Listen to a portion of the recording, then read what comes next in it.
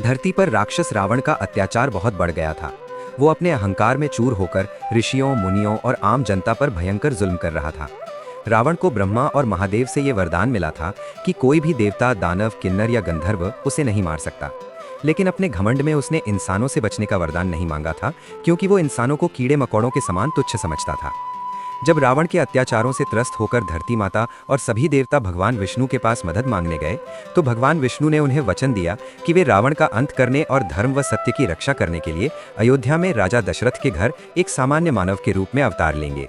लेकिन अयोध्या के महान राजा दशरथ के पास अपार वैभव, सुख, समृद्धि और कीर्ति थी, लेकिन वे बहुत दुखी थे।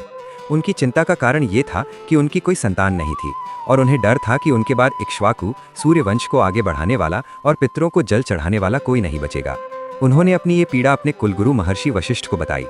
गुरु वशिष्ठ ने राजा दशरथ को संतान प्राप्ति के लिए पुत्र का मेष्ठी यज्ञ करने की सलाह दी और बताया कि ये यज्ञ ऋषि श्रृंगी द्वारा ही संपन्न होना चाहिए।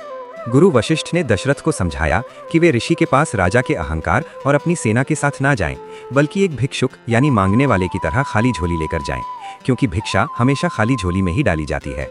राजा दशरथ ने ऋषि श्रृंगी के पास जाकर विनती की और ऋषि ने ये यज्ञ सफलतापूर्वक संपन्न किया। यज्ञ की पवित्र अग्नि से स्वयं अग्निदेव एक पात्र, बर्तन में खीर लेकर प्रकट हुए और राजा दशरथ की इच्छा पूरी होने का आशीर्वाद दिया।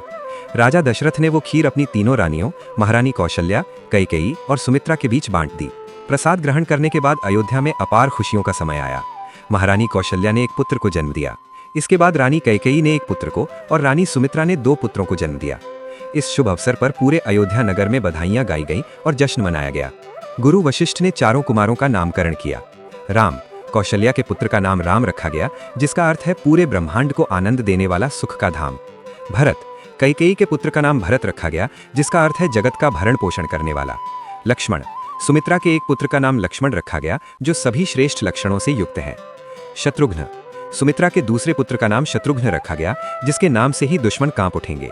गुरु वशिष्ठ ने यह भविष्यवाणी भी की कि ये चारों भाई रघुकुल के सबसे प्रतापी राजा बनेंगे।